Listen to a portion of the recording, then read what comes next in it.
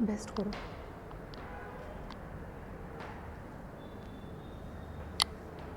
नमस्कार विद्यार्थी मित्रांनो, तुमचं सर्वांचं स्वागत आहे.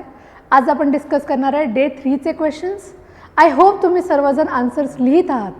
आणि जरी तुम्हाला पहिल्या अटेम्प्टमध्ये स्वतःहून लिहिता येत नसेल, तुम्ही बघून लिहिली असतील आन्सर्स तरी काही प्रॉब्लेम नाही आहे. अजिबात चिंता करू नका.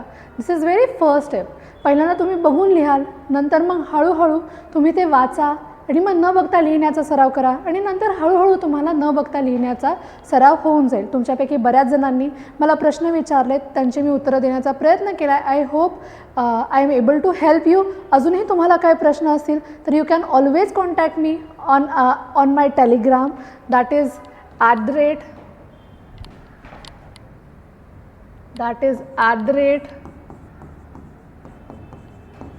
@पृथास्मी. तर टेलिग्रामवरती मला नक्की तुमचे क्वेश्चन्स पाठवा आणि मी तुम्हाला मदत करेन. आता आपण पुढे जाऊया आणि आजचा पहिला प्रश्न बघूया. तर ह्या पहिल्या प्रश्नामध्ये discuss the major challenges of urbanisation in developing countries याच्याविषयी आपण बोलतो आहे. तर डेव्हलपिंग कंट्रीजमध्ये अर्बनायझेशनमुळे काय प्रॉब्लेम्स होतात, इतका सिंपल प्रश्न आहे. आपल्याला सर्वांनाही या प्रश्नाचं उत्तर माहिती आहे आणि तुम्ही जर आधीचे सेशन्स बघितले असतील तर त्याच्यामध्ये हे आपण डिस्कसही केलं आहे की कशाप्रकारे एखाद्या सिटीमध्ये लोक ज्याला स्थलांतरित होऊन येत आहेत एका रूरल एरियातून अर्बन एरियामध्ये, त्याला कंटिन्युअसली होणाऱ्या स्थलांतरामुळं त्या अर्बन सिटीमध्ये जो काही एक संसाधनं ऑलरेडी एक्झिस्टिंग आहेत त्याच्यावरती प्रेशर क्रिएट होतं आणि ती अपुरी पडायला लागतात. आणि कशाप्रकारे शहरीकरण जितक्या फास्ट वाढत जातं तितक्या फास्ट आपण ती जी संसाधनं आहेत, त्या ज्या सर्व्हिसेस आहेत, ती जी अवेलेबल गोष्टी आहेत त्या आपण वाढवू शकत नाही आणि त्यामुळं खरा प्रॉब्लेम होतो. आता याचं इंट्रोडक्शन कसं लिहाल? सगळ्यात सोपं, तुम्हाला काय माहिती आहे शहरीकरण म्हणजे, इतकंच याच्यामध्ये मेन्शन करायचं आहे. ज्याच्यामध्ये शहरीकरण म्हणजे काय, तर लोकसंख्येचे शहराकडे वाढते स्थलांतर आणि शहरी भागांचा विस्तार. बास, इतकंच सिंपल लिहायचं आहे. याच्यामध्ये जसं मेन्शन केलं आहे कशामुळे होतं, तर उद्योगधंद्यांची वाढ, ग्रामीण शहरी स्थलांतर आणि आर्थिक संधींमुळे शहरीकरण काय होते, अतिशय वेगाने होतं आहे. आता हे एकदम सोपं इंट्रोडक्शन तुम्ही लिहू शकता. आता तुम्हाला वाटतं हे बेसिक तर मी लिहूच शकतो, तर ह्याला मी अजून कसं सुंदर करू किंवा माझं उत्तर इम्प्रेसिव्ह कसं होऊ शकेल, तर ह्या ठिकाणी तुम्ही एखाद्या रिपोर्टमध्ये अर्बनायझेशनच्या रिलेटेड आलेला कुठलाही डेटा कोट करू शकता किंवा एखाद्या अर्बनायझेशनविषयी कुठला तरी एका व्यक्तीने, किंवा आता व्यक्ती म्हणजे तुम्ही आम्ही नव्हे, व्यक्ती म्हणजे महत्त्वाच्या व्यक्तीने, जसं की आपले पंतप्रधान मोदीजी आहेत किंवा एखादे अर्थतज्ज्ञ आहेत किंवा एखादे समाजशास्त्रज्ञ आहेत, तर त्यांनी काय म्हटलं हे तुम्ही याच्यामध्ये मेन्शन करू शकता. आता हे लिहिल्यानंतर दिस विल बी युअर इंट्रोडक्शन. आता इंट्रोडक्शनमध्ये जसं पुढं जाऊ तर त्याला तुम्ही मेन्शन करणार की प्रमुख अडचणी कोणत्या आहेत. अतिशय सोप्या अडचणी. आपण तुम्हाला आठवत असेल तर गेल्या एका सेशनमध्ये डिस्कस केलं होतं. मी तुम्हाला उदाहरण धारावीच्या झोपडपट्टीचं दिलं होतं की ज्याच्यामध्ये मी तुम्हाला सांगितलं होतं की कंटिन्युअसली जी इनकमिंग पॉप्युलेशन आहे शहरीकरणामुळं, ही पॉप्युलेशन बऱ्याचदा काय होते, ही आता रूरलपासून अर्बन एरियामध्ये येते. प्रत्येकाकडेच तेवढं काय म्हणतात इकॉनॉमिकल बॅकिंग नसतं. अशा वेळेला ती व्यक्ती काय करते, एखाद्या अशा छोट्याशा झोपडीमध्ये, एखाद्या वस्तीमध्ये काय होते, सेटल होते. आणि अशा येणाऱ्या प्रत्येक इनकमिंग पॉप्युलेशनला पुरेल एवढी संसाधनं तिथं नाहीत, त्यांच्यासाठी लागणारं पाणी नाही, त्यांच्यासाठी लागणारं सॅनिटेशन नाही. मग पहिल्यांदा पाण्याचा अभाव पडेल, त्याच्यानंतर सॅनिटेशनचा प्रॉब्लेम होईल आणि त्या सॅनिटेशनच्या प्रॉब्लेममुळं काय होईल, तर रोगराई पसरेल. आणि अशा प्रकारे एकमेकाच्या हातात हात घालून या समस्या येत राहतात. आणि यांच्याचविषयी आपण थोडक्यात कसं लिहायचं, तर सर्वात महत्त्वाचं काय आहे, तर अपुऱ्या पायाभूत सुविधा, ज्याच्याबद्दल आता आपण बोलत होतो. या अपुऱ्या पायाभूत ज्या सुविधा आहेत ज्यांच्यामुळे हा इश्यू क्रिएट होतो, जसं की बघा गृहनिर्माण, राहण्यासाठी तेवढी कपॅसिटी नाही आहे, त्याच्यानंतर स्वच्छता ठेवू शकत नाही, पाणी पुरवठा आहे, आरोग्यसेवा आहे आणि कचरा व्यवस्थापन. ह्या सर्वांमुळं काय होतं तर ह्यांच्या कमतरतेमुळं नागरिकांचं जीवनमान काय होतं, खालावतं. That will be your first point. ही सर्वात महत्त्वाची समस्या आहे. आता याच्यात पुढे जात असताना वाहतुकीची कोंडी आणि प्रदूषण. तर थोडक्यात काय की जास्त लोक एखाद्या सिटीमध्ये ज्या वेळेला येऊन राहायला लागतात तर त्यावेळेला तिथे ट्रॅफिक आणि पोल्युशनचा प्रॉब्लेम हा तर वाढणारच. तुम्ही जर पुण्यात राहत असाल तर पुण्यात 10 वर्षापूर्वी ट्रॅफिकची परिस्थिती काय होती आणि आज काय आहे ह्याच्यातलं अंतर तुम्ही पाहिलंच असेल. तुम्ही कुठल्याही शहरात असाल, तुम्ही महाराष्ट्रात असावा, बाहेर असाल, कुठल्याही सिटीमध्ये तुम्ही राहत असाल तर तुम्हीच विचार करा की 10 वर्षापूर्वी इतकं ट्रॅफिक होतं का आणि आज किती ट्रॅफिक आहे एखाद्या सिटीमध्ये. आता याच्यामध्ये पुढे बघत असताना ह्या ट्रॅफिकमुळेच काय होतं तर एक मोठ्या प्रमाणात वायू आणि ध्वनी प्रदूषण पण होतं. Here you can mention that. आता हे एवढंसं लिहून चालेल का? You have to give some example here.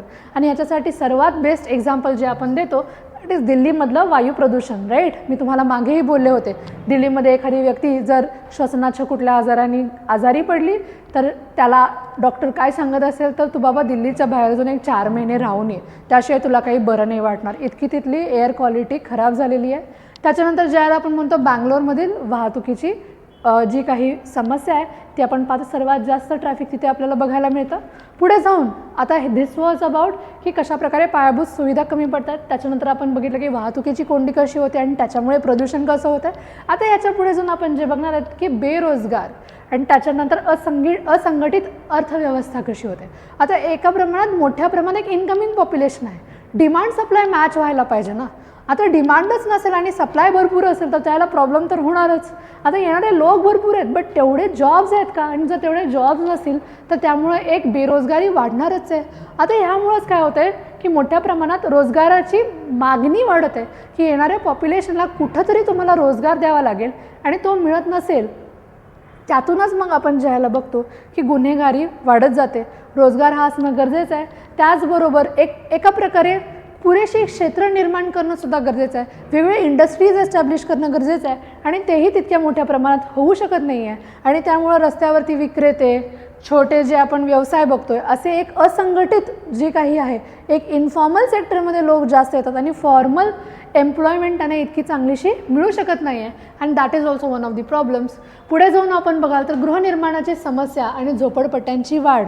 थोडक्यात जसं मी तुम्हाला आत्ताच सुरुवातीला सांगितलं, मी तुम्हाला दिलेलं उदाहरण तुम्ही फक्त डोक्यात जरी ठेवलं, सिंपल उदाहरण आहे की बाबा एक छोटासा म्हणजे एक छोटंसं शहर आहे, मोठ्या प्रमाणात लोकसंख्या येते तर त्यावेळेला तिथं असलेला म्हणजे घरं नाही पुरणार आहेत, तिथलं पाणी नाही पुरणार आहे, तिथे कचऱ्याची विल्हेवाट नाही होऊ शकणार आहे. एवढंच नाही तर तिथे आरोग्याच्या सुविधा नाही मिळणार आणि त्यामुळं तिथं सॅनिटेशन पण इतकं चांगलं नसणार आहे, कारण ती जेवढं आहे त्याच्यावरती एक ओव्हरबर्डन क्रिएट होईल आणि त्यातूनच सगळे प्रॉब्लेम्स निर्माण व्हायला लागणार आहेत. आणि ह्या तुम्ही क्रमानं लक्षात ठेवले तर मॅक्झिमम तुम्ही स्वतःच्याच डोक्यात त्याचा आन्सर बनवू शकता. तुम्हाला चॅलेंजेस ऑलरेडी माहिती असणार आहेत. आता याच्यात पुढे बघत असताना गृहनिर्माणाच्या समस्या आणि झोपडपट्ट्यांचं वाढतं प्रमाण हा सर्वात महत्त्वाचा प्रॉब्लेम आहे. तर आता याच्यामध्ये तुम्ही उदाहरणं देत असताना इंडियातली तर तुम्ही उदाहरणं देतच आहेत, बट तसंच तुम्हाला एक इंटरनॅशनल लेवलची उदाहरणंही तुम्हाला त्याच्यामध्ये ॲड करता यायला पाहिजेत.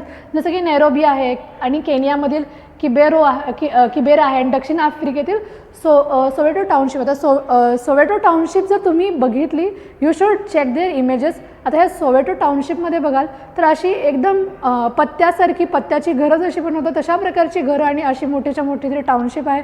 Do check out those pictures on Google.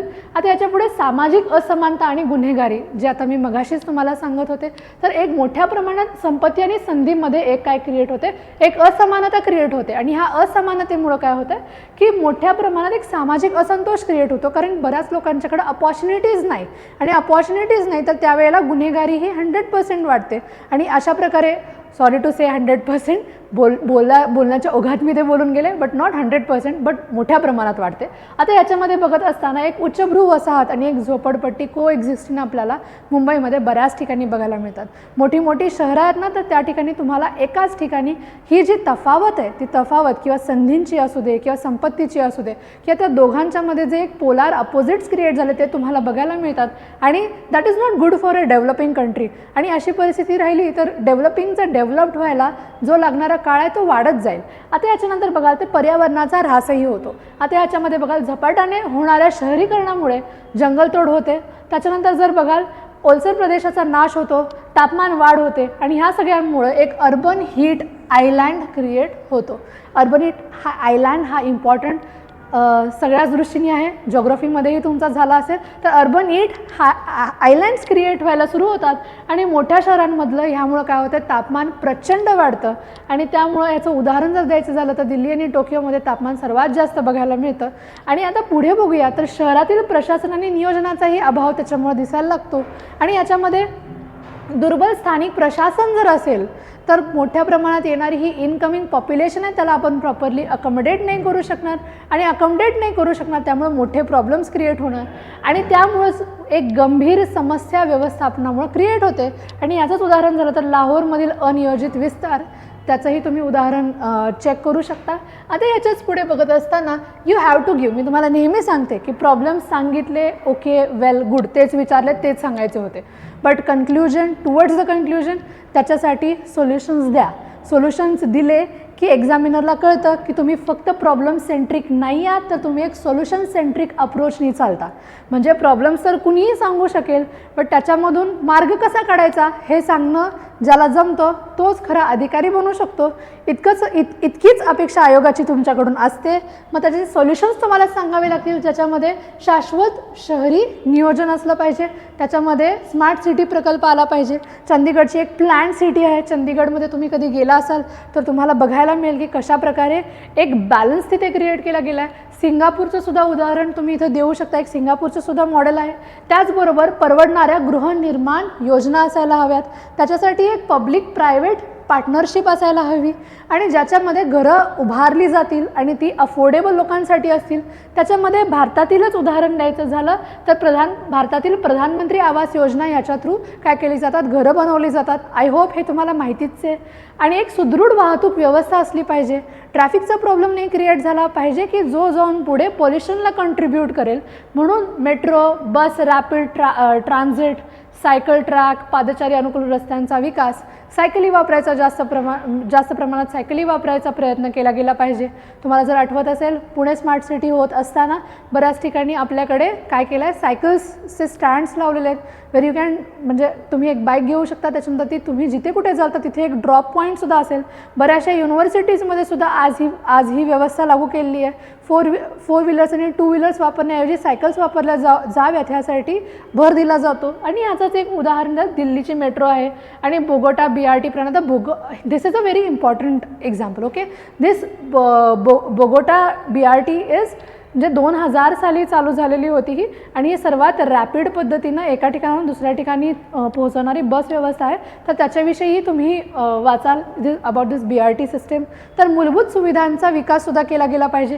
ज्या कुठल्याही मूलभूत जसं की पाणी पुरवठा, स्वच्छता, आरोग्य, शिक्षणाच्या सोयीसुविधा या सर्व गोष्टी. आता स्वच्छ भारत अभियान आहे किंवा जल जीवन मिशन आहे, बट आता या इनकमिंग पॉप्युलेशनसाठी एक वेगळी व्यवस्था जी केली गेली पाहिजे ती प्रोव्हिजन्स पुरवणं आणि ती चेकमध्ये ठेवणंसुद्धा महत्त्वाचं आहे. फक्त म्हणजे योजना असून उपयोग नाही तर त्यांचं इम्प्लिमेंटेशनही झालं पाहिजे हाही मुद्दा तुम्ही त्याच्यामध्ये ॲड करू शकता. कारण आपल्याकडे योजना भरभरून आहेत बट त्यांचं इम्प्लिमेंटेशन तेवढ्या चांगल्या पद्धतीनं होत नाही आहे. आता याच्यानंतर रोजगार आणि कौशल विकास योजना ज्या आहेत त्याच्या थ्रूसुद्धा काय केलं जातं, ह्या होणाऱ्या शहरीकरणाच्यामुळे येणाऱ्या अडचणींवरती मात करण्यासाठी मदत होऊ शकते. ज्याच्यामध्ये तुम्ही बघाल की भारतातील स्टार्टअप इंडिया आहे, त्याच्यानंतर स्किल इंडिया अभियान आहे. पर्यावरणाच्या संवर्धनासाठी आपण जसं बघतो की मोठ्या प्रमाणात हरित क्षेत्रांचं जतन, पुनर्वनीकरण, घनकचरा व्यवस्थापन, अक्षय ऊर्जा धोरणं राबवण्यात आलेली आहेत. त्याचबरोबर शहरी प्रशासन मजबूत करणं हेही तितकंच महत्त्वाचं बनतं आहे. पुणे आणि हैदराबादमधील ई-गव्हर्नन्स प्रकल्प जो सुरू आहे त्याच्याविषयी वाचा, तेही तुम्हाला उदाहरण म्हणून इथं मेन्शन करता आलं पाहिजे.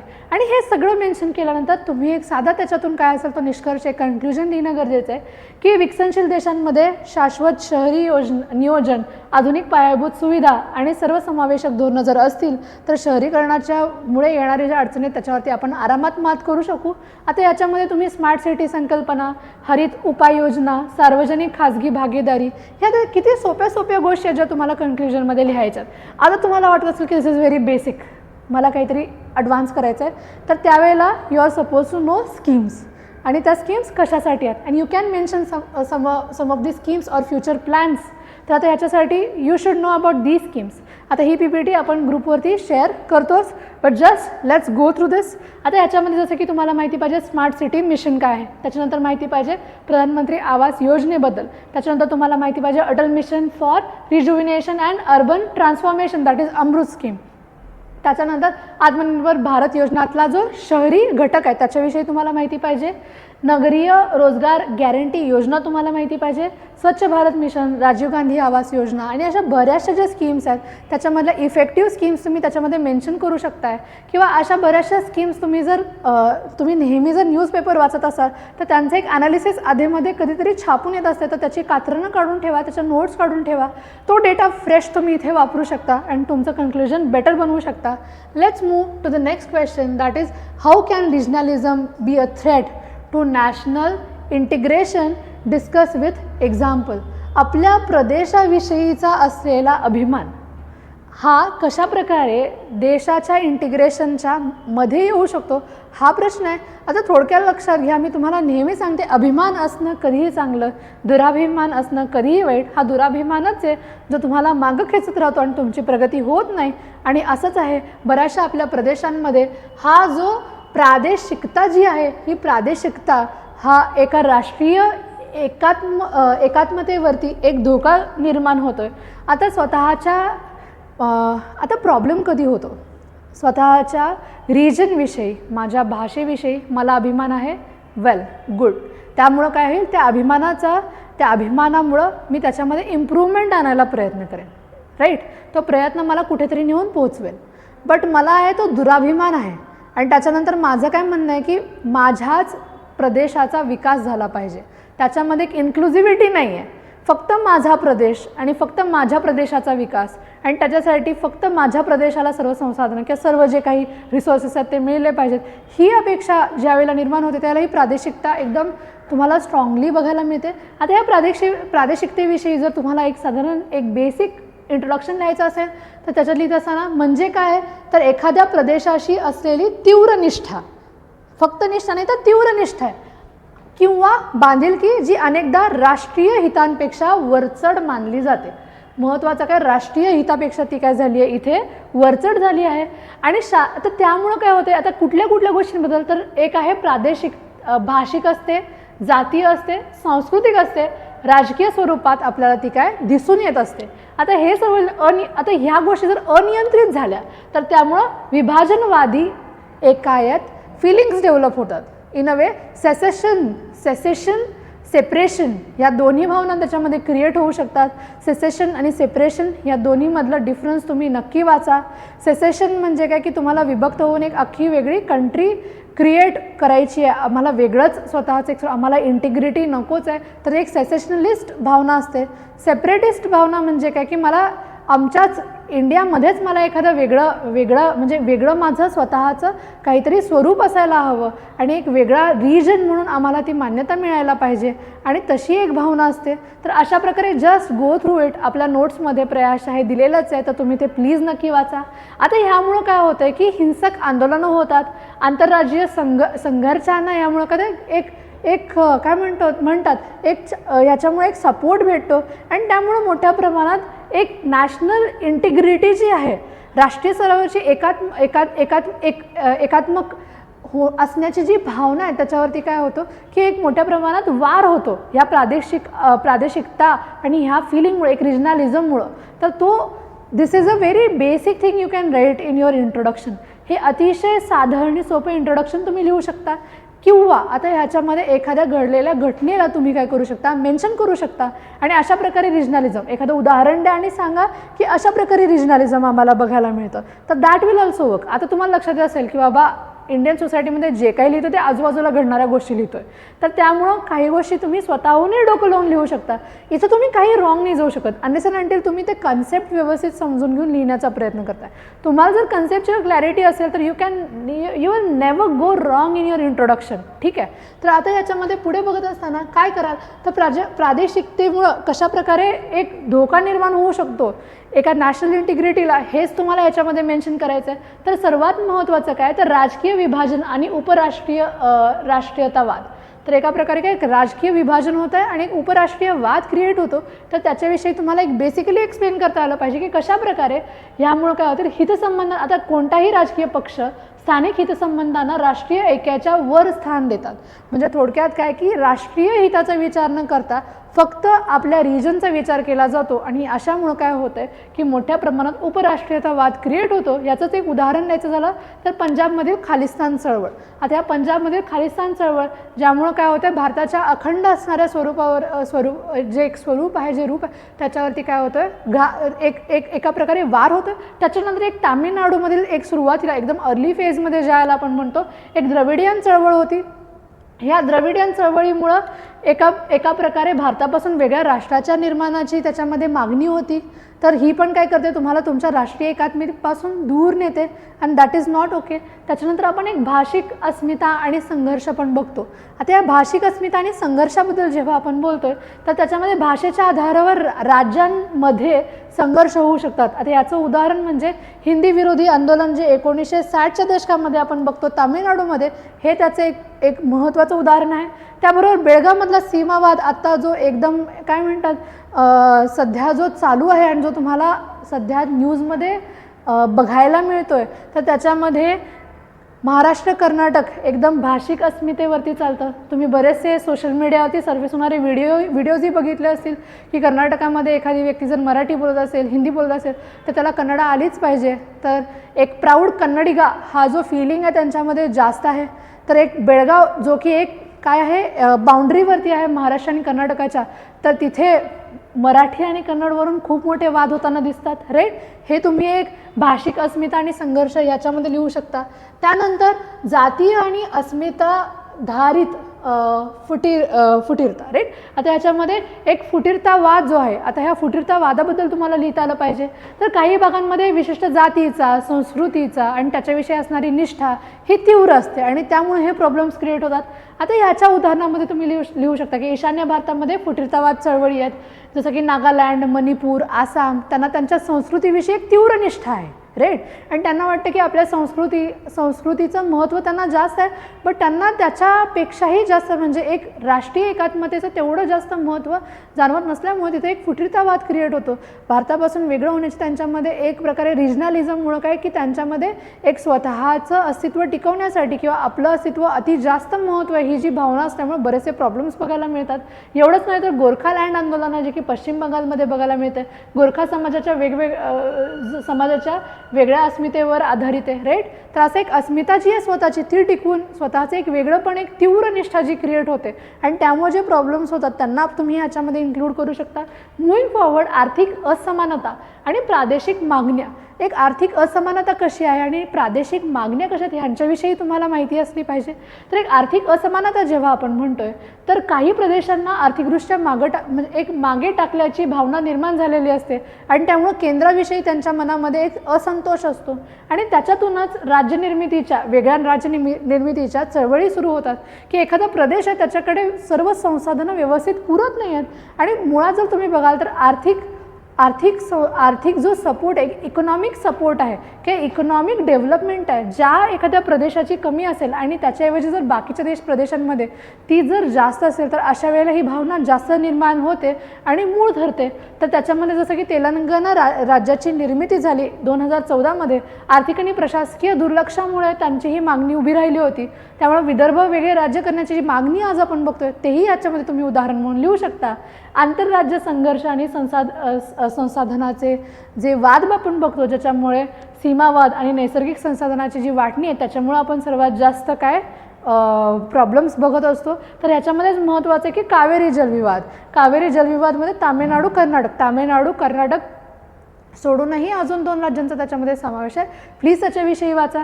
तर जलसंपत्तीच्या वापरावरून दीर्घकालीन हा संघर्ष त्यांच्यामध्ये चालू आहे. आसाम मिझोराम सीमावाद आहे ज्यामुळे अनेक वेळा हिंसक चकमकी घडलेल्या आहेत.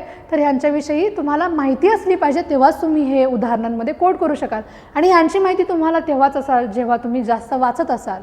चांगलं लिहिण्यासाठी चांगलं वाचावं लागतं आणि खूप वाचावं लागतं. तुम्ही भरपूर वाचल्यानंतरच तुम्हाला लिहिता येतं. अदरवाईज तुम्हाला कुठून काय म्हणत, देव तुमच्या कानात येऊन नाही सांगणार आहे की बाबा हे उत्तर लिही, त्यामुळं प्लीज वाचा. आता ह्याच्यातच पुढे बघत असताना निष्कर्ष आणि भविष्यातला एक दृष्टिकोन तुम्ही कन्क्ल्युजनमध्ये लिहिणं गरजेचं आहे, हे मी तुम्हाला नेहमी सांगते. थोडक्यात आता ह्याच्यामध्ये लिहित असताना तुम्ही काय लिहाल, तर एका प्रादेशिकता राष्ट्रीय ऐक्यासाठी एका प्रकारे काय ते धोका ठरते. तर जेव्हा ती विभाजनवादी प्रवृत्ती, हिंसाचार, फुटीरतावादाला प्रोत्साहन देते, तर त्यामुळं प्रॉब्लेम्स होणार आहेत.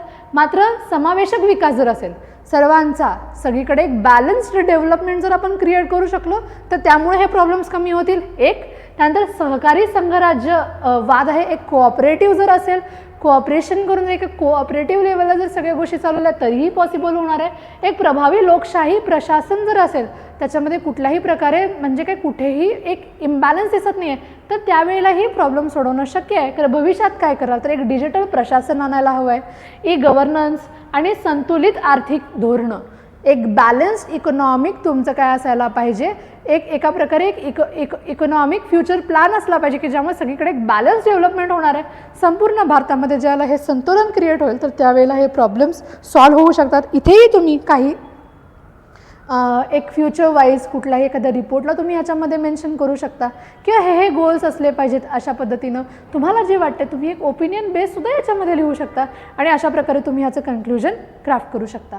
आता moving forward to the next question, what do you understand about social empowerment, आणि पुढे विचारलं how does it contribute to the inclusive development.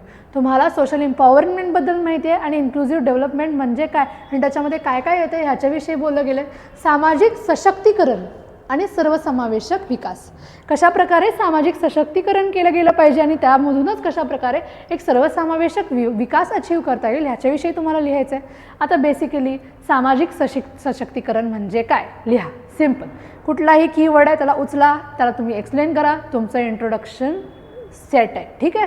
आता ह्याच्यामध्ये सामाजिक सशक्तीकरण म्हणजे काय, व्यक्ती आणि वंचित समुदायांना आवश्यक संसाधनं, व्यक्ती आहेत आणि वंचित समुदाय त्यांना काय मिळणार आहेत, आवश्यक संसाधनं मिळणार आहेत, संधी मिळणार आहेत आणि अधिकार प्रदान करणे, जेणेकरून ते समाजाच्या मुख्य प्रवाहामध्ये सक्रिय सहभाग घेऊ शकतील. त्यांना एक स्ट्रीमलाईन करणं गरजेचं आहे. ठीक आहे. जे कुणीही एक अंडर प्रिव्हिलेज्ड आहे त्यांना ज्या ज्या गोष्टीमध्ये ते अंडर प्रिव्हिलेज्ड आहेत त्या गोष्टी देऊन जर तुम्ही एका स्ट्रीमलाईन त्यांना जर केलं, त्यांना संपूर्ण एका समाजाबरोबर जर आणून ठेवलं, तर त्याला तुम्ही त्यांचं एक एम्पॉवरमेंट घडवून आणू शकताय. तर त्याच्यामध्ये कशा प्रकारे कराल, तर शिक्षण द्यावं लागेल, आरोग्य सेवा द्याव्या लागतील, राजकीय सहभाग त्यांचा घडवावा लागेल, आर्थिक संधी त्यांना द्यावे लागतील, सामाजिक भेदभावाचं उच्चाटन याच्यामध्ये केलं गेलं पाहिजे. आणि ह्या सर्वातून ज्या वेळेला तुम्ही एक सशक्तीकरण कराल, त्यामधूनच एक सर्वसमावेशक विकासासाठी काय म्हणतात एक लेवल प्लेइंग फील्ड क्रिएट होईल आणि त्यानंतर एक सर्वसमावेशक विकास आपण घडवून आणू शकू. ठीक आहे. तर आता ह्याच्यामध्ये हे इतकं बेसिक इंट्रोडक्शन जरी तुम्ही लिहिलं तरीसुद्धा दॅट विल कॅच एक्झामिनर्स आय. एकदम सिम्पल, एकदम व्यवस्थित तुम्ही जरी एक्सप्लेन केलं तुमच्या शब्दामध्ये तरीही चालणार आहे. बट काही शब्द शक्यतो तुम्ही त्याच्यामध्ये इन्क्लूड करा की कशा प्रकारे सशक्तीकरणाकडून सर्वसमावेशक आपण होऊ शकू ह्याच्याविषयी तुम्ही लिहिलं तर that is going to fetch you good marks. Okay. आता ह्याच्यात लिहित असताना सामाजिक सशक्तीकरणाचे काय काय परिणाम होऊ शकतात, तर राजकीय सशक्तीकरण होऊ शकतात. तर राजकीय सशक्तीकरण होताना लोकशाहीमधील वंचित समूहाचा समावेश होण्यासाठी त्यांच्या प्रतिनिधित्व त्यांना मिळावं याची हमी दिली. त्यांना एक रिप्रेझेंटेशन त्याच्यामध्ये मिळायला पाहिजे. दोज हू आर म्हणजे ज्यांच्याकडे त्या गोष्टीसाठी ॲक्सेस नाही अशा लोकांना त्याचा ॲक्सेस क्रिएट करून देणं ही सर्वात महत्त्वाची गोष्ट आहे. जसं की पंचायती राज व्यवस्थेमध्ये महिलांना 33% आरक्षण दिलं जाते. अनुसूचित जाती आणि जमातींसाठी सुद्धा विधानसभा लोकसभेमध्ये आरक्षणं दिली जातात. ह्या आरक्षणांचं लॉजिकच आहे. दिस इज नोन ॲज, आता ह्याला एक आपण म्हणतो की हे असं आहे का की बाबा दिस इज अ अफर्मेटिव्ह ॲक्शन. थोडक्यात काय की एका अफर्मेटिव्ह ॲक्शन थ्रू एक इक्विटी क्रिएट करणं की त्यांच्यासाठी एक लेवल प्लेइंग फील्ड करणं सुद्धा गरजेचं आहे. आता याच्यातच एक आर्थिक सशक्तीकरण सुद्धा महत्त्वाचं आहे. तर रोजगार, उद्योजकता, आर्थिक स्वातंत्र्यासाठी प्रोत्साहन देणं गरजेचं आहे. ज्याला तुम्ही एका सशक्तीकरणाबद्दल बोलताय तर याच्यामध्ये मुद्रा योजना आहे, स्टँडअप इंडिया आहे. आता ह्यामुळं काय होतं आहे, महिला आणि मागास गटांसाठी कर्ज पुरवठा होतो आहे. आता कुटुंबश्री योजना आहे केरळमधली, ह्याच्यामध्ये महिलांना स्वयंसहायता म्हणजे SHGs चळवळ, सेल्फ हेल्प ग्रुप्स क्रिएट करण्यासाठी मदत केली जाते की ज्याच्या थ्रू एक इकॉनॉमिक डेव्हलपमेंट पण होईल त्या स्त्रियांची, प्लस त्यांना एक रोजगारही निर्माण करता येईल आणि त्यांना एक ॲक्सेसिबल क्रेडिटही निर्माण होईल. हा त्याच्यामागचा एक काय असतो, हेतू असतो. तर एक शैक्षणिक सशक्तीकरण होणं सुद्धा गरजेचं आहे, ज्याच्यामध्ये दर्जेदार शिक्षण, विकासाचा विस्तार झाला पाहिजे. त्याचं उदाहरण जसं की बेटी बचाव बेटी पढाव, एकलव्य मॉडेल शाळा आणि अशी बरीचशी उदाहरणं आहेत.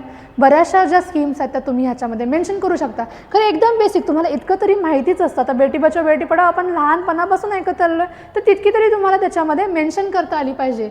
आता पुढे जाताना आरोग्य आणि सामाजिक कल्याण, त्याच्यामध्ये सुद्धा तुम्ही सशक्तीकरण घडवून आणू शकता. त्याच्यासाठी आयुष्यमान भारत योजना आहे, राईट. त्याच्यानंतर पोषण अभियान आहे. आता आयुष्यमान भारत काय करते, गरीब कुटुंबांसाठी मोफत आरोग्य विमा देते. त्याच्यानंतर पोषण अभियान कुपोषण निर्मूलनासाठी उपाययोजना करते. जे माल न्यूट्रिशन हा सर्वात मोठा प्रॉब्लेम आहे, अंडर नरिशमेंट हा जो प्रॉब्लेम आहे त्याला सॉल्व्ह करायचा प्रयत्न करते. आता या पोषण अभियानामध्ये सुद्धा बऱ्याचशा सबस्कीम्स आहेत, त्या तुम्हाला माहिती असल्या पाहिजेत, ज्या तुम्ही पुढच्या कुठल्याही एखाद्या क्वेश्चनमध्ये कोट करू शकाल. बेसिकली तुम्हाला प्रत्येक सेक्टरमधल्या काही स्कीम्स माहिती पाहिजे, ज्या तुम्ही अशा पेरालमध्ये आणि चांगले मार्क मिळवाल. त्याच्याच पुढं बघाल तर सामाजिक भेदभावाचं उच्चाटनही झालं पाहिजे. आणि त्याच्यासाठी जसं बघाल अनुसूचित जाती जमाती आहेत, महिलांचे जे वंचित गटांचा सन्मान झाला पाहिजे, त्यांच्या हक्कांचं संरक्षण झालं पाहिजे. आणि याच्यासाठी उदाहरण बघाल तर SC ST अत्याचार प्रतिबंधित जो कायदा आहे, राईट, अट्रॉसिटीचा जो कायदा आहे, त्याच्यामध्ये काय अनुसूचित जाती जमातींमधील अत्याचार रोखण्यासाठी एक कडक कायदा आहे. त्याच्यानंतर विविधता आणि समावेशतेसाठी CSR उपक्रम आहेत, जसं की टाटा इन्फोसिस सारख्या कंपन्यांचे बरेचसे प्रयत्न चालू आहेत. त्यांच्याविषयी तुम्हाला जर एखादी माहिती असेल, न्यूजमध्ये वाचली असेल, तर अशी एखादी स्कीमही तुम्ही त्याच्यामध्ये मेन्शन करू शकताय. आता पुढे जाऊन जसं की सामाजिक सशक्तीकरणाचा सर्वसमावेशक होण्यासाठी काय म्हणजे त्याचा यूज आहे, त्याचं काय महत्त्व आहे हे तुम्हाला याच्यामध्ये मेन्शन करता आलं पाहिजे. आता याच्यामध्ये बघाल तर सामाजिक असमानता त्यामुळे काय होईल, कमी होईल. जसं की जाती, लिंग, धार्मिक भेदभाव दूर करून सर्वांना समान संधी निर्माण होतील. आणि या समान संधींमुळे एक इन्क्लुझिव्ह काय म्हणतात, एक डेव्हलपमेंट होईल. एक इन्क्लुझिव्हली त्यांचं काय, एक प्रकारे त्यांना नवीन वाटा, नवीन संधी मिळायला लागतील. ह्याच्यामध्ये जसं की OBC, SC ST ह्यांना आरक्षण, अल्पसंख्यांसाठी विशेष योजना आहेत. आता मानवी संपत्तीचा विकास, तर शिक्षण आणि कौशल्य विकासाद्वारे अर्थव्यवस्थेत ज्यावेळेला आपण त्यांना सक्रिय करू, तर त्यावेळेला अशा प्रकारे त्याचा विकास होईल. त्याच्यातच प्रधानमंत्री कौशल विकास योजना आहे. लोकशाही आणि प्रशासन बळकट करण्यासाठी महिलांच्या राजकीय सहभागाचा आपण 33% बोललोत पंचायत राजमध्ये. त्याच्यानंतर आर्थिक वाढीला चालना, आणि ही एक मागणी, आरक्षण विधायकंसुद्धा आलेली आहेत, तर त्या विधायकांच्याबद्दलसुद्धा तुम्हाला माहिती पाहिजे. तर त्याच्यानंतर तुम्हाला आर्थिक वाढीस चालनासुद्धा देता आली पाहिजे. ती चालना देण्यासाठी ग्रामीण भागात स्वयंरोजगार वाढवण्यासाठी त्यांना जी मदत द्यायला हवी ती मदतही द्यायला हवी. त्याचबरोबर गरीब आणि बेरोजगारी कमी करण्यासाठी जसं की आपण ऑलरेडी बोललो आहे, तर एक प्रधानमंत्री रोजगार योजना आहे, मनरेगा आहे. सामाजिक सलोखा आणि राष्ट्रीय ऐक्य निर्माण करण्यासाठी, धार्मिक आणि जातीय सलोखा निर्माण करण्यासाठी सबका साथ सबका विकास धोरण आहे. त्याच्यात सार्वजनिक आरोग्य आणि जीवनशैली सुधारणा करण्यासाठी एक प्रधानमंत्री उज्ज्वल योजना आहे. आता गाईज एक महत्त्वाचं म्हणजे प्रधानमंत्री उज्ज्वला योजना, ही जी प्रधानमंत्री उज्ज्वला योजना आहे, आता या उज्ज्वलाचे बरेचशा उज्ज्वला या नावाने चालणाऱ्या योजना आहेत, त्याही तुम्हाला त्यांच्यामधला फरक माहिती पाहिजे. आता इथं जी आपण प्रधानमंत्री उज्ज्वला योजना म्हणतो, तर गरीब कुटुंबांना गॅस कनेक्शन मिळणं याच्याशी रिलेटेड ही योजना आहे. आपण बाकीच्या ज्या आहेत त्या आपण इथे बघणारच आहे, but just quickly going forward. आता हे सरकारी उपक्रम आणि धोरणं आपल्याला माहिती पाहिजे की कशाप्रकारे या धोरणांथ्रू हे एका सशक्तीकरणाचं एक काय म्हणतात, एक इन्क्लुझिव्ह एका प्रकारे कशाप्रकारे एक डेव्हलपमेंट घडवून आणण्याचा, एक सर्वसमावेशक विकास कशाप्रकारे घडवून आणण्याचा प्रयत्न केला जातो, हेही तुम्हाला लिहिता आलं पाहिजे. राजकीय सशक्तीकरणासाठी कशाप्रकारे एक राजकीय प्रतिनिधित्व जे वंचित आहेत त्यांना मिळालं पाहिजे. त्यानंतर आर्थिक सशक्तीकरणासाठी मुद्रा योजना, स्टँडअप इंडिया, PM स्वनिधी ह्या योजना. शैक्षणिक सशक्तीकरणासाठी राष्ट्रीय आपली जी न्यू एज्युकेशन पॉलिसी आहे, दॅट इज नॅशनल लेवलची एज्युकेशन पॉलिसी, त्याच्याबद्दल तुम्हाला एकलव्य स्कूल मॉडेल्स, आता त्याच्यानंतर समग्र शिक्षा अभियान ह्यांच्याविषयी लिहिता आलं पाहिजे. आरोग्य व सामाजिक कल्याणमध्ये आयुष्यमान भारत, पोषण अभियान, उज्ज्वला योजना आणि कायदेशीर संरक्षणासाठी SC ST अत्याचार प्रतिबंधक कायदा, महिलांसाठी गृहहिंसा प्रतिबंधक कायदा, असे बरेचसे जे प्रतिबंधक कायदे आहेत त्यांच्याविषयी तुम्हाला लिहिता आलं पाहिजे. एकदम बेसिक गोष्टी तुम्हाला या इतक्या त्याच्यामध्ये एक मेन्शन करता आल्या पाहिजेत. आता एक जस्ट तुम्हाला एक आयडिया म्हणून, आता हे म्हणजे ह्या क्वेश्चनचं कन्क्लुजन बघण्याआधी जस्ट उज्ज्वलाच्या ज्या वेगळ्या स्कीम आहेत, एक कन्सेप्च्युअल क्लॅरिटीसाठी मी तुम्हाला सांगून देणार आहे. आता प्रधानमंत्री उज्ज्वला योजना पेट्रोलियम आणि नैसर्गिक वायू मंत्रालयाकडून ज्या आहेत त्या तुम्हाला काय करतात, BPL कुटुंबातील महिला, SC ST OBC प्रवासी कामगार, गरीब कुटुंब यांना करतात LPG गॅस देतात. 2.0 क्रिएट झाला आहे, सेमच करतात. पुन्हा काय केलं जातं, LPG कनेक्शन पहिला सिलेंडर आणि स्टो देणे हे काम ह्याच्यामध्ये करतात.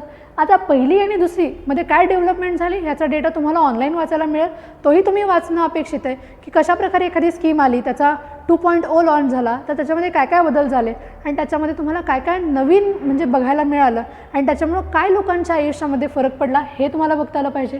आता उज्ज्वल भारत अभियान आहे, आता ह्यांच्यामध्ये सिमिलॅरिटी आहे नावांमध्ये. तर उज्ज्वल भारत अभियान कुणाकडून आहे? ऊर्जा मंत्रालयाकडून आहे.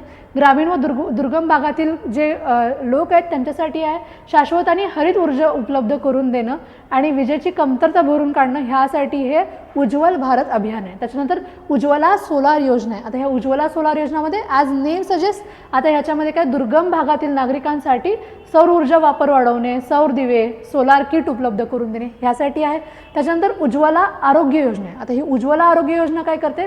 कुटुंब कल्याण, आरोग्य आणि कुटुंब कल्याण मंत्रालयाद्वारे महिला वर्ग, ग्रामीण भागातील नागरिक यांच्यासाठी एक धूरमुक्त स्वयंपाकामुळे महिलांचं आरोग्य काय सुधारण्यास मदत होऊन जाईल. त्याच्यात उज्ज्वला महिला सशक्तीकरण योजना आहे. याच्यामध्ये महिला आणि बालविकास मंत्रालयाने केली आहे. ग्रामीण व गरीब महिलांसाठी ह्याच्यामध्ये काय केलं जातं? महिलांना आर्थिक मदत दिली जाते, स्वयंरोजगार, उद्योग उभारण्यासाठी प्रोत्साहन. त्याच्यानंतर उज्ज्वला शिक्षण अभियान आहे. ह्याच्यामध्ये काय शिक्षण मंत्रालय, ग्रामीण विद्यार्थी महिला ह्याच्यामध्ये काय डिजिटल शिक्षण सुविधा, तंत्रज्ञानाच्या सहाय्यानं शिक्षण सुधारणे.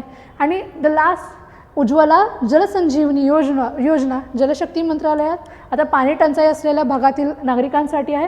ग्रामीण भागातील सुरक्षित स्वच्छ पिण्याच्या पाण्याची उपलब्धता सुनिश्चित करणे हे त्याच्या मागचं काय गोल आहे. दिस वॉज जस्ट ॲडिशनल इन्फॉर्मेशन. आता ह्याचं तुम्ही एक कन्क्लुजन कसं लिहाल? तर ह्या ज्या आपण एक इन्क्लुझिव्ह ग्रोथ आणून सामाजिक सशक्तीकरण, सर्वसमावेशक आणि शाश्वत विकासासाठी आवश्यक आहे थोडक्यात, कारण यामुळे समाजातील सर्व घटकांना समान संधी आणि अधिकार मिळणार आहेत. भारतातील कायदे, धोरणे, योजनांच्या माध्यमातून मोठी प्रगती केली असली तरी लिंग समानता, जातीभेद, डिजिटल दरी यांसारख्या समस्या अजूनही टिकून कायम आहेत. बट आता भविष्यात डिजिटल सशक्तीकरण, तांत्रिक कौशल्य विकास आणि सामाजिक न्यायावर भर देणारी धोरणे आणि अधिक प्रभावीपणे राबवली गेल्यास सर्वसमावेशक भारताचे स्वप्न साकार होऊ शकेल. डेटा ड्रिव्हन पॉलिसी इम्प्लिमेंटेशन हे तुम्हाला लिहिता आलं पाहिजे. कुठल्याही प्रश्नामध्ये तुम्ही हे लिहू शकता. Data driven policy implementation. ठीक आहे. आता एका तुम्ही सगळीकडून डेटा कलेक्ट करा आणि त्याच्यातून एक नवीन पॉलिसी आणा, ती इम्प्लिमेंट करा आणि ती बेटर इम्प्लिमेंट करा की ज्याच्यातून तुम्ही चांगल्या पद्धतीनं त्याचे रिझल्ट घेऊ शकाल. कारण योजना तर भरपूर आहेत, त्या चांगल्या पद्धतीनं इम्प्लिमेंटही झाल्या पाहिजेत. हे तुम्ही कन्क्लुजनमध्ये कुठेही ॲड करू शकता आणि हे तुम्ही कुठल्याही कन्क्लुजनमध्ये ॲड करू शकता. हे तुमच्या कुठल्याही कन्क्लुजनमध्ये फिट होऊ शकतं की कशाप्रकारे एक डेटा ड्रिव्हन पॉलिसी इम्प्लिमेंटेशन केल्यानं भारताचा सर्व प्रकारे एक विकास आपण अचीव करू शकतो. इतकं बेसिक स्टेटमेंट तुम्ही कुठल्याही एखाद्या तुमच्या कन्क्लुजनमध्ये मेन्शन करू शकता. अशा प्रकारे काही तुमचे कन्क्लुजन्स रेडीच पाहिजेत की जे तुम्ही कुठेही वापरू शकाल. त्याच्यासाठी तुम्हाला जास्त विचार किंवा तुमच्या परीक्षेचा असणारा वेळ जास्त नाही वापरावा लागणार. आणि अशा प्रकारे इंट्रोडक्शन, मेन बॉडी, कन्क्लुजन ह्या पद्धतीनं लिहिण्याचा प्रयत्न करा आणि लिहित राहा. तुम्हाला वाटेल प्रचंड अवघड आहे, खरं हळूहळू जसं तुम्ही करत जाल तसं तसं तुम्हाला अजून जास्त सोपं वाटणार आहे. आणि हेच कन्क्लूड करत असताना तुम्हाला एक छान गोष्ट सांगणार आहे मी अरुणिमा सिन्हा यांची. अरुणिमा सिन्हा ह्या एक व्हॉलीबॉल प्लेयर आहेत आणि व्हॉलीबॉल प्लेयर साधारण एक 7 वेळा तरी त्यांनी इंडियाला रिप्रेझेंट केलं होतं. आणि 2011च्या दरम्यान त्या ट्रेनमधून प्रवास करत असताना कुणी म्हणजे गुंडांनी काही त्यांची बॅग हिसकावण्याचा प्रयत्न केला आणि त्या देत नसल्यामुळे त्यांना ट्रेनमधून ढकलून दिलं.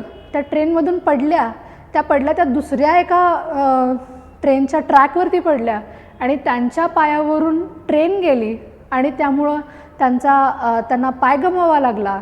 खरं तर तिथेच थांबला नाहीत. She was a Indian sports person, but त्यावरती त्यांनी गिवअप नाही केलं.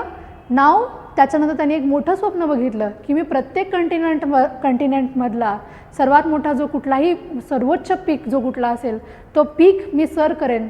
एव्हरेस्ट सर करणाऱ्या एक ॲम्प्युटेड लेगबरोबर, एक हँडिकॅप असूनसुद्धा ॲम्प्युटेड लेगसोबत सर करणाऱ्या ह्या जगातील दुसऱ्या महिला ठरल्या. आणि तरीसुद्धा त्यांनी स्वतःच्या एक ओव्हरऑल त्यांना एक डिसएडव्हान्टेज होता की त्यांना त्यांचा पाय गमवावा लागला. बट त्यातही त्यांनी एक मोठं स्वप्न बघितलं आणि त्या आजही त्यांना 2014मध्ये आय गेस 2014मध्ये त्यांना 2015मध्ये त्यांना पद्मश्री सुद्धा मिळालेला आहे. आणि जस्ट टेक हर एक्झाम्पल आणि प्रयत्न करत राहा. जोपर्यंत तुम्ही प्रयत्न करणार नाही आणि मोठे प्रयत्न करणार नाही तोपर्यंत तुम्ही काहीच अचीव करू शकणार नाही. लोक एवढ्या सगळ्या कठीण परिस्थितीतनं येऊनसुद्धा अभ्यास करतात, परीक्षा पास करतात, तुम्हीही करू शकाल. जसं की अरुणिमा सिन्हा यांनी आपला जीवनातला अनुभव सांगताना हे खूप सुंदर वाक्य सांगितलं होतं, म्हणून मी इथे ॲड केलं आहे की तुमच्याकडे भयंकर अडचणी असू शकतात, परंतु जर तुम्ही तुमच्या जिद्द आणि धैर्याला कायम ठेवलं तर तुमच्यासाठी काहीही अशक्य नाही.